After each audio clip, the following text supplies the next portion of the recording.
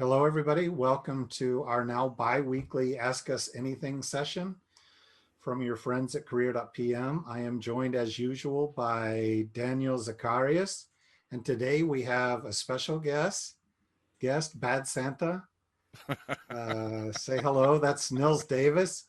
Nils, you have give them your best 30 seconds on who you are and what you do, and we will start taking questions. So as a product manager, I should have a really good pitch, right? No, I'm a longtime product manager. I also am a product management thought leader and coach. I have a book about product management called The Secret Product Manager Handbook, and a website and a podcast called All the Responsibility, None of the Authority, which is about the challenges that we face as product managers. A lot of good mental models and tools for how to become better at product management and how to work with all the other folks that we have to work with in the product management arena, such as how to help sales become more successful, how to help our customers be more successful, and so on Cool. and so forth. Over 30 seconds, but I can edit that later. Sorry. So buy the book, listen to the podcast. It's all good stuff. So let's jump in. Folks in Facebook, feel free to ask questions there. We'll also check into Slack every once in a while. But by now we have a pretty good backlog of questions because we just can't get to all of them in every session. Daniel, what is first up? Oh, he's on mute. I'm sorry. Yeah. All right. So I guess we can start off with someone um, from our previous session left this question on how you plan an excellent entry as a product manager in a new company when it's your first time working on this position. Cool. So first time PM going into their first gig. Nils, what do you think? Well, there are a lot of challenges with that, of course, right? Because everybody, this actually kind of just happened to me in my day job. So in addition to writing books and podcasts and everything, I do have a day job as a product manager. And so I was just handed a giant new component of our big enterprise product because the guy that was the product manager for it before left. So there's an expectation, and if you've been a product manager, you understand this, that you are the person that knows all the answers to all the questions. And so that's a pretty big burden to carry, particularly when you're first starting out and you actually don't know much about what's going on. You don't know any of the history. You probably don't know the team that you're working on, things like that. So, we all experience it multiple times throughout our career, whether it's a new job or a new position or a promotion within the existing job.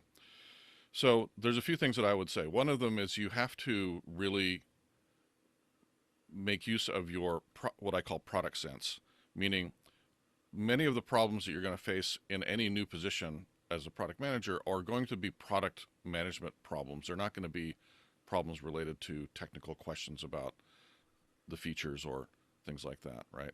And so you're going to have to do a lot of asking product manager type of questions, right?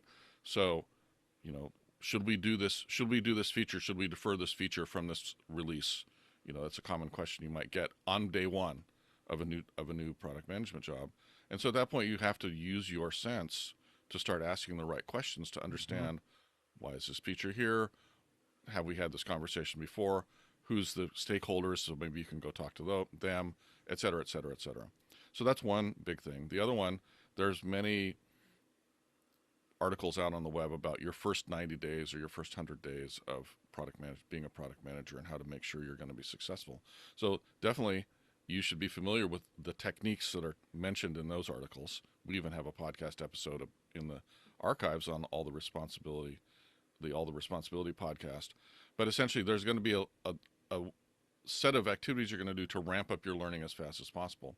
But I think the really important thing is just how can you make an impact immediately? How can you start being useful immediately? And the way that you're going to be useful immediately is by applying product sense, is by asking the right questions, is by keeping your head when a lot of people around you are continually running around like chickens with their heads cut off. And that's going to be your best bet. Yeah, I think that's great advice. And giving yourself a break. It's going to take you a while if it's your first gig to develop some of that product sense. You will not be an expert in this new product for months, possibly, if it's an complex enterprise product, it might take you years to Yeah, and become really the expert. this whole product management thing takes a career. And still, you probably at some point develop this false sense of security or authority, but you still don't know anything.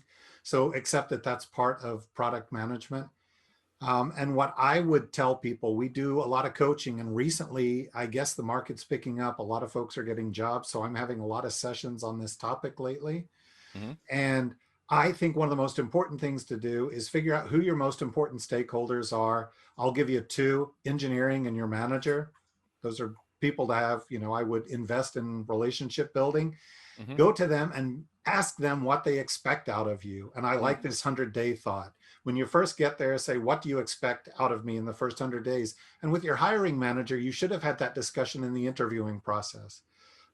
In the description of this video, I will put a link to a blog post I wrote about that. Would love to put a link to Nils, your podcast. Sure. But especially with engineering, go to leadership engineering, engineering leadership. Turn that around and say specifically, what do you need from me? There are 1,000 things I could do. I feel like there's a lot going on, and negotiate with them, and then be very transparent. If you can't meet an expectation, go to them and tell them. Biggest mistake I ever made was not doing that well. And I really paid a price. I alienated engineering with good reason, not because I was incompetent, but because I was just too busy and I thought they knew about it. So manage your stakeholders, PM the job. Go figure out who your stakeholders are as a PM, find out what they need and talk to them. Yeah. Daniel, anything to add? Not really. Yeah, cool. I thought that was the perfect, between the two of them. Yeah, that's just Perfect answer. Exactly. All right. So I guess, so we have another one. So we have a couple of these from our own community as well. So I guess the first one, just to spice it up a little bit, is, so what is the question, what kind of question you should never, what are the questions that you should never ask your users in an user interview?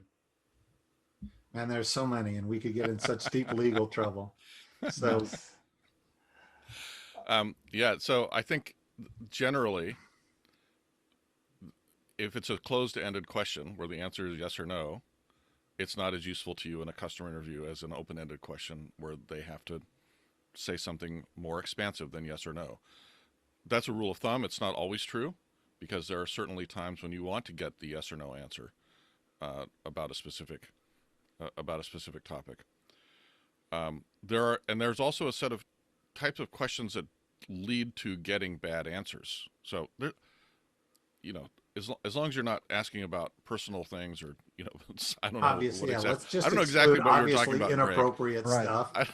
We should not ask those questions. Don't ask obviously what you inappropriate doing later, questions. that kind of thing. But there's a whole set of questions which are unlikely to give you the types of answers that you want when you're asking them, such as, how much would you pay for this, or would you buy this?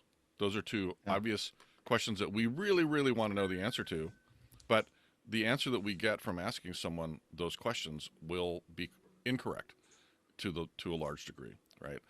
And that's why. So again, those are incorrect. Kind of Why? Because questions. people will lie about it, Nils, or they will tell you what they think you want to hear. They'll tell you how they feel in the moment. They will forget that that $10 that they have to spend on your thing is actually already earmarked for something else. So there's a lot of different ways of those answers, and with the best of intentions from the person you're talking to. I did work for a company that failed because an executive talked to all his friends and described a product idea and said, "Would you buy this?" And they said they would. And then we built that product, and no one bought it. Now, not even his friends. Not even his friends. I knew that was not. I knew that was not going to work. There were. That was a sad occurrence in my career, because the product that we did have was really good. The product that we built was good as a product. It was meaningless to the market. Nobody cared about it. Gotcha. And so, the way I define that, I think the way I define that kind of question is, don't ask about the future, ask about the past. So don't ask what if, would you sort of Sure. questions. Ask about things that actually happened, paint, Hmm. problems they had in the past, how many times they had them, instead of, getting users to do any kind of guesswork. If you're doing guesswork in as an interview question, then you're probably going to get bad answers. Exactly. I Yeah, mean, and I would it's say, this is an overgeneralization, but early in the process, especially, we can think about the problem space and the solution space. Just stay away from the solution space. Don't ask them, is this what you want to see? Or hmm what kind of feature? What should that look like? How do you right. imagine doing that? Resist that urge. Listen. Just Yeah. listen to them talk about and really make sure you nail the problem. Your job is to figure out the solution and then maybe validate some things later. But Yeah. if you find them, don't try to get cheap design labor. Don't try to ask them to design stuff. That's not their job. They need to understand what they're trying to achieve and what prevents them from achieving it. Yeah. I would actually suggest turning this around as well when you're thinking about job interviews. When somebody asks you, what would you do in a situation? Don't make that up. Don't predict, say what you might do in the future. Say, here's how I handled that situation in the past, and give a concrete answer of a thing you actually did. It's a much more effective story, and it's much more believable and more likely to be true as well. Cool. So try to avoid questions that are just yes, no. Your job is to listen and get them talking. Focus them on what they're trying to achieve and what prevents them from doing it. Don't ask them to design or to look into the future. Hmm. That's your job to kind of figure that out and then maybe go back and do some validation. I think that's an important point. It's not done once you have this initial interview. If you're not going Right. back to at least some of those people and validating first that you understood the problem, by the way, not going back to them with a prototype, but going back to them and saying, this is what I heard. I Hmm. have stacked ranked your problems. Am I right? Provoke them a little bit. Yeah. That's the first validation you should do. One other thing is you can ask questions about how they feel about a situation. You can ask emotionally laden questions. If somebody's complaining to you about a business problem that they have, you can say, well, how does that make you feel? Because oftentimes that'll tell you whether it's how important it really is, but it also can give you down the line when you need to go to market or something like that. You can say, oh, this, have you been suffering this problem? You can't get home to your kids' baseball games because you're spending all every night working on the TPS reports. Well, this product is going to enable you to get home to see your kids' baseball games because the TPS reports are fully automated. Just as an example. So there's a set of questions that I think as product managers we tend to shy away from, like things that might have an emotional component, but we don't necessarily have to if it's related to the problem We and shouldn't, even the in potential of a B2B, solution. right? Emotional pain Oh, drives totally. buying decisions. Don't forget Yes. that. It's not like it's invalid because there's not a business case. We buy things all the time that may be a little irrational, but solve some problem for us. So those are, yeah, it's Yeah, valuable to capture that emotional element as well. exactly. All right, Daniel. All right. So next up, we had a question also from Fernando, I believe it was, and he asked, one of the people, PM's most favorite topics, uh, and is, what is your favorite prioritization technique and why? You should start that one, Daniel. You like the All right. Yeah, prioritization sure. guru.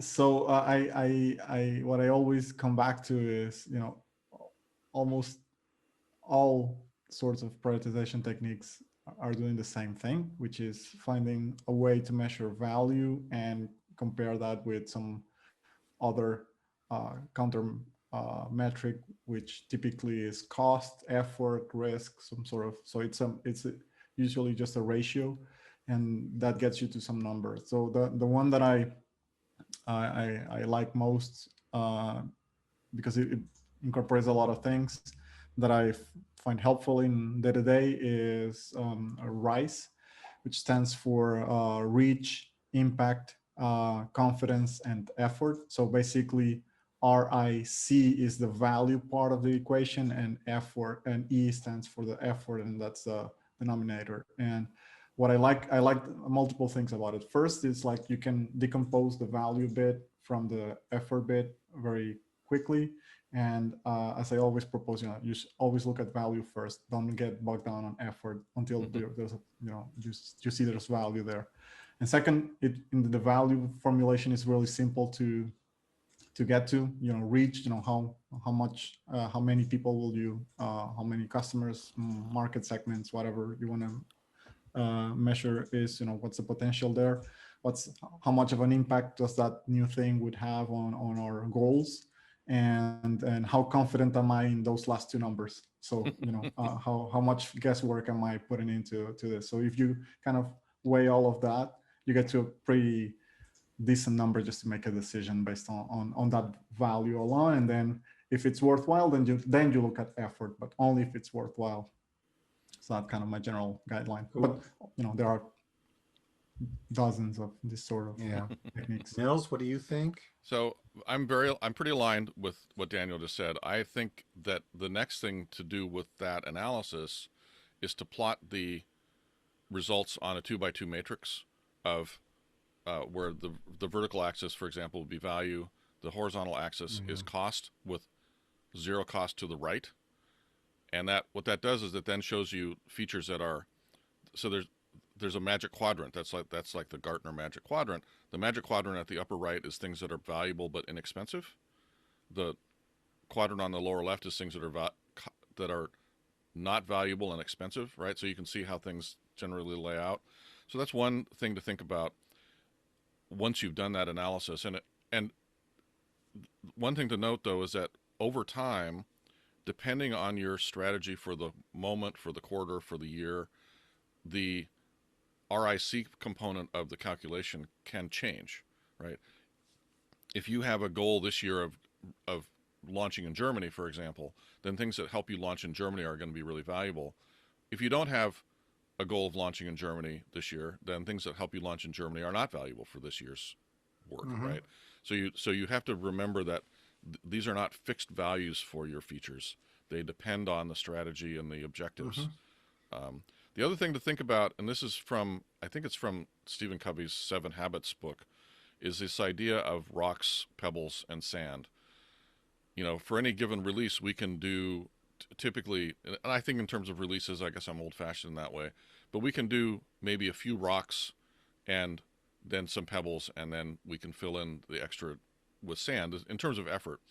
But if the metaphor has other power in addition to this. If you think about putting rocks, pebbles, and sands into a can or a jar, if you start by putting the rocks in, then you can fit a lot more in than if you start by putting the sand in, because then the sand takes up all the room for that you might be using for the rock. So that's another thing to think about, is what is your capacity for essentially large, medium, and small work, and that's gonna all of your large efforts or features, they're all intrinsically or normally going to be much more valuable than the little things.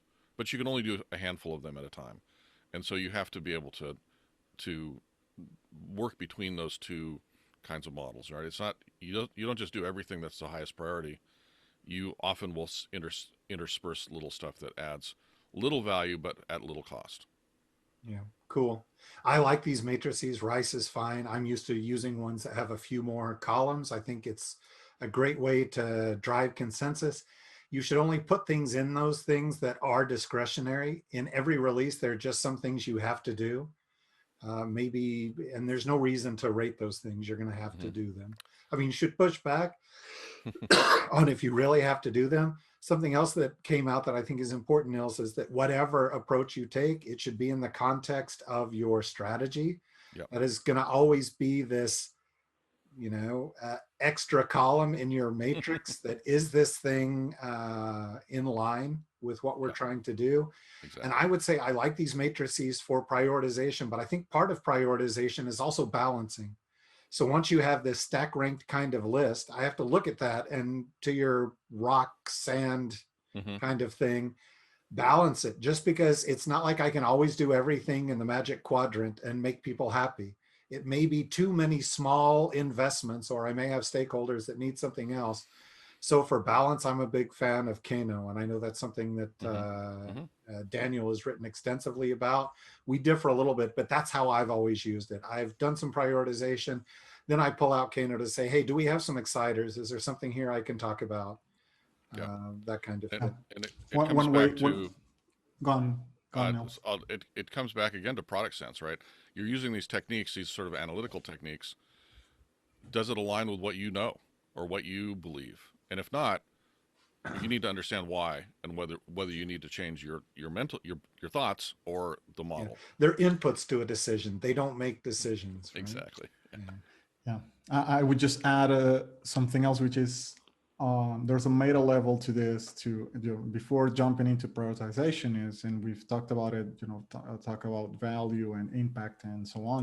And there's something that people always or often forget about, which is you need some kind of strategy. That means you need to have Hmm. a very clear notion of the if prioritization is a function of value, there are usually multiple kinds of value that you're trying to produce, and that goes to Greg's point on how am I getting people excited, Hmm. or am I covering all of the things that I need to be covering, and Yeah. those I like to call them kinds of value, so that Sure. then you say, well, I can still use the same formula. It's just that the definition for impact is just different for this each bucket of things that I'm going to be working on. Exactly. Yeah. Cool. And I I can don't think want of a this. lot of other answers to this question too. I'm just Yeah, I don't all want these this to ideas are become coming up. Plugsville, but I swear I just remembered we have an email course on prioritization that Daniel put together. Really Right. good. You can take that. We're converting it into like a real course. So stay tuned on that. I think it's an important topic, and I think a lot of people are looking for guidance. So. Definitely. All right. So we have a question coming in from Facebook. It's The question is, so when you're building a product, does it always require you to conduct user interviews? So we know that it's one of the keys to understand what we're going to build by defining their needs. But how about if you don't conduct interviews and make only expectations? I think that's Hmm. yeah. So should you do a product without any sort of user interviews? I guess that's the question. Well, I think the reality is a lot of people do, and a lot of those products fail. So, It's um, risk management, right? I mean, yeah, you're you can't de-risking your you development effort. as a product manager, you have to work in a situation of not having full information, right? Making decisions that are not where you don't have every all the knowledge, and sometimes that means you have to make decisions without having customer input. And again, that's one of those places where your product sense it comes to comes into play. Part of what your product sense is your ability to be empathetic with your customer. I for many years I was the product manager for a product for product managers, and it was a really good learning experience because every time I talked to a customer, I found out that they had a different perspective on a particular problem than I had. So even though I was a product manager and my customers were product managers, they almost always had a different perspective than I did on a particular problem. And so I, even when you are the thing, your sense of what is the right decision is not necessarily aligned with what your customer's sense of the right decision is. And that's sort of why the talking to customers is so important. But there are times when you don't have customers you can talk to directly, or you need to make a decision without that input. And so you do have to do it. But one thing you also should be very careful about is to keep your mind open to that it might have been the wrong decision and to continually test it against what you learn as you go down the road and to get other people's inputs. You want as many inputs at least as you can get. So I don't know. In general, it's hard to talk to customers. It can often be very difficult to get in front of the customer to ask the questions you need to, um, and so you do often have to make these decisions. But it's better if you don't have to, and if you aren't able to, you need to have other strategies for backstopping your own thinking in order to help you make a better decision. Yeah. I mean, Not sure I somehow getting articulated that input, perfectly. not getting input somehow is really a huge risk. History has Yeah. proven that your chances of failure go way up. So if you can't talk to the actual users, find proxies, find people who know them and have some kind of knowledge. And remember that you are not your customer. Nils just gave a perfect example. Working on a platform for product managers. He's written a book on product management, and still he's not his customer. He represents maybe a narrow slice, depending, of customers. So yeah, you can do it. Super risky. Mm-hmm. Okay, maybe one more. All right. Okay, so next up on our backlog is, I guess, keeping up with the user um, research side of things is, so how do you convince management to get more focused on user experience? That's That's a big good. one. Yeah. Yeah. You see a lot of these companies that either like produced hardware or have done kind of back end things that now need to, yeah, make stuff, yeah, expose stuff to users. We take it for granted that people know UX and you have a UX designer. I work in Central Europe, and I can tell you a lot of companies don't have that awareness yet. They don't Mm-hmm. get it. So, you know, I think that you have to. There's not a hard and fast rule that you have to put a lot of effort into that. Usually you do, but if you think about, so I always use as an example a really, really successful company that has put multiple industries out of business. Um, and one of the things that designers love to do about this particular product is go and redesign it so it's better, because everybody kind of hates it or feels that there's missing problems with that, right? And the example is Craigslist. Craigslist, and I assume that most people know what Craigslist is. Um, you in the know, States, probably, I in don't the know states, how popular it is. I mean, there are flavors in Europe. I don't think it's they're, as well known. yeah. So anyway, Craigslist is essentially an online classified ads system, and it prints money essentially. It has put newspaper classified ads in a lot of America anyway, basically out of business, which was a huge industry in So America. you go to the site if you want to sell your bike or find a roommate or Yeah. sell old books or buy a Santa hat or something like that. And you can list things for free, and it's free to the lister, unless you're selling a car or you're trying to hire someone. You can list jobs on there. And the point of this is that it's a hugely successful company, prints money, but it has a terrible user experience. Or it's not. I mean, it's 20 years old now, so they've improved it over time. But for many years it was terrible and ugly, but it did the job, and it managed to put a lot of business companies out of business. Now, you compare that to Apple, which of course we think of as the user experience god, and many aspects of Apple have been partially their success is due to fantastic usability. But I don't know if anybody ever used iTunes I on was gonna Android. say, what a hot mess. iTunes is terrible. It's the worst. The user experience of iTunes is awful, and yet it again put an industry out of business, Yeah. more or less, right? So the importance of user experience and design is it's contextual. In some cases, you're going to need that to win in a competition with somebody else who has essentially the same features as you. And if you can say, I've got a better user experience, then you might be able to win that deal or win that segment. If you have, if you're offering more value in some other way than the beautiful app that your competitor created, you could still win, right? So it's very contextual, and it's something we need to think about at a high level, right? Design and user experience is part of the value that we provide, right? Because people want to be delighted by their interaction, they want to understand it better. But if they can't do the thing that they need to do and the reason that they bought your product, if they can't do it as well as they can with some other product, then you're probably the user experience is not going to make the difference that you expect it to. It's just something to keep in mind. Yeah, I would say something tactical you can do if it really is, if UX is important and your leadership just doesn't seem to care, is videotape somebody not being able to onboard or having to stop using the app. I've seen this recently. Great app, does something very innovative. I can't even talk about it. It's very cool. I think it's going to make a big splash. But they started testing it with users and they couldn't get past, like, it basically has to do with music and the people couldn't make music play. They couldn't figure that little part of it out. So I think showing an exec, somebody who just abandons a shopping cart or stops using an app, and you can just make the point, it doesn't matter what else we do. Mm-hmm. It doesn't matter all the great functionality, all the cool things that we do, all the great integrations we offer, if people just can't use it, if they just can't get there. And by the way, just like you shouldn't expect me to go out and write code, I'm a product manager. You shouldn't expect an engineer to go out and do marketing. Don't expect us to do UX. It is its own discipline. There is science and art behind that.